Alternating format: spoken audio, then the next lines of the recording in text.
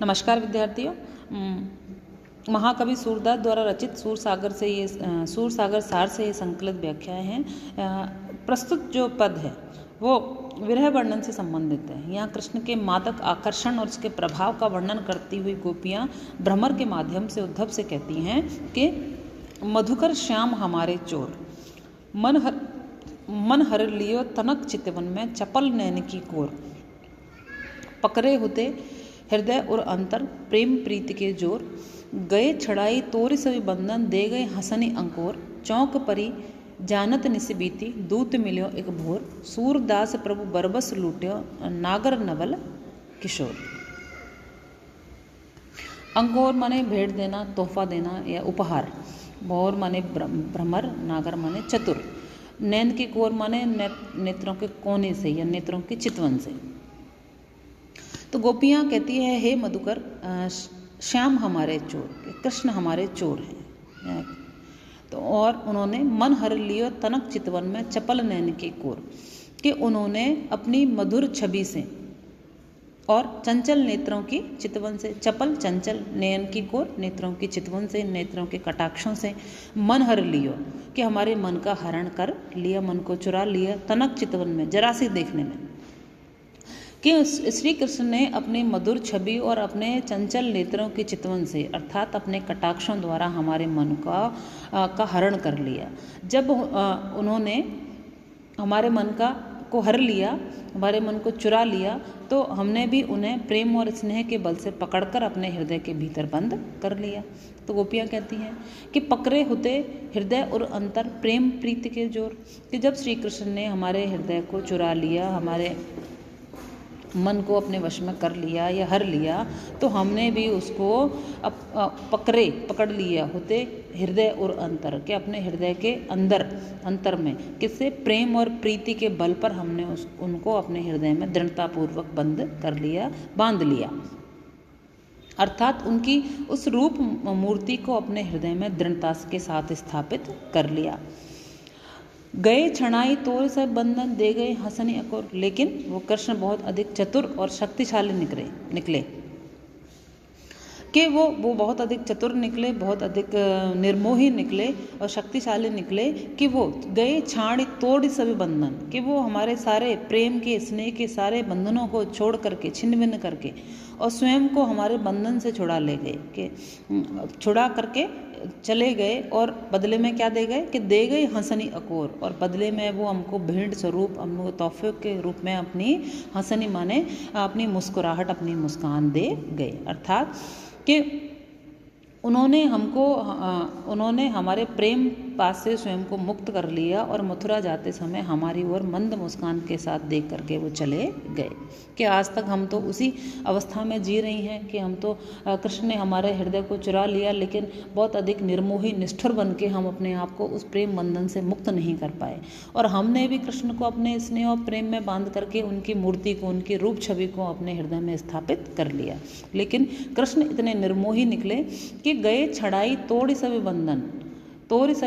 कि वो सारे समस्त स्नेह के प्रेम के संबंधों को, उस बंधनों को तोड़ करके, छिन्न भिन्न कर करके वो हमको छोड़ करके चले गए, और दे गए हंसनी अकोर, और भेंट स्वरूप उपहार में जाते हुए अपनी मधुर मुस्कान को, अपनी चंचल मुस्कान को हमको भेंट स्वरूप प्रदान कर गए। कि हमने जो उनको प्रेम पास से बांधा था, पहले वो कह रही हैं गोपियाँ कि पकड़े होते हृदय और अंतर, हमने उनको अपने हृदय में प्रेम प्रीति के जोर, के प्रेम और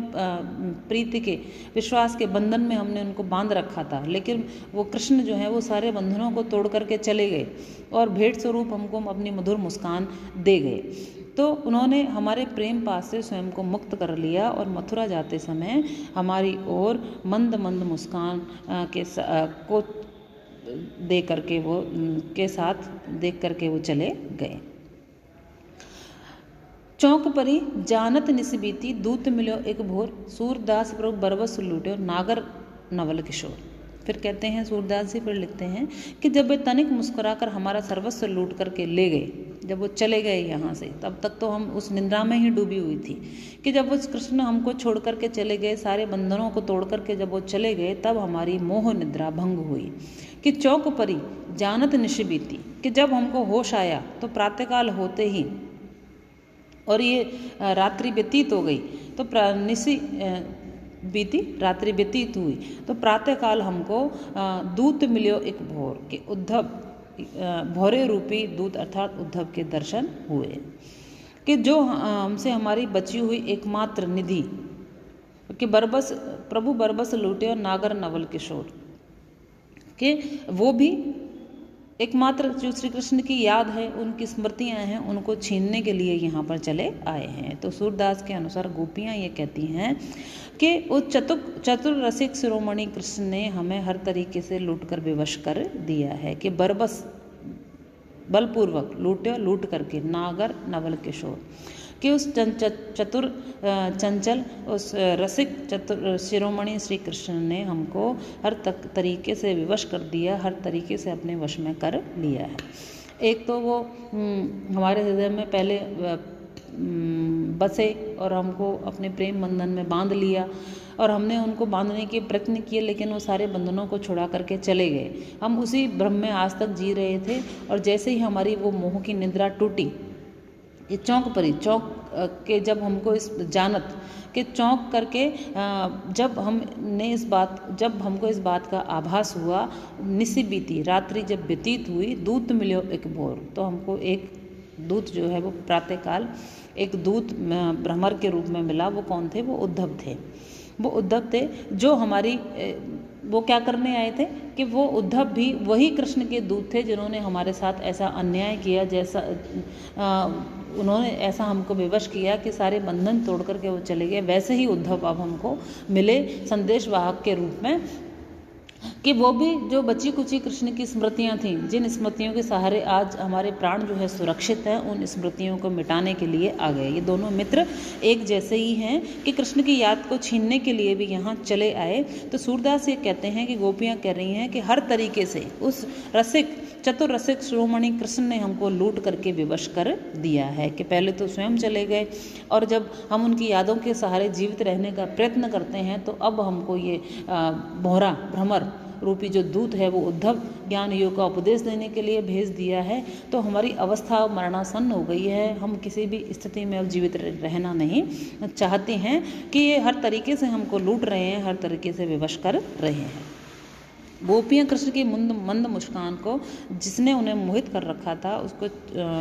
उसको चोर की छल भरी मुस्कान कहती हैं। अनुप्रास और रूपक अलंकार का कवि ने यहाँ प्रयोग किया है। अगले पद की व्याख्या अगले ई व्याख्यान में करेंगे। धन्यवाद विद्यार्थियों।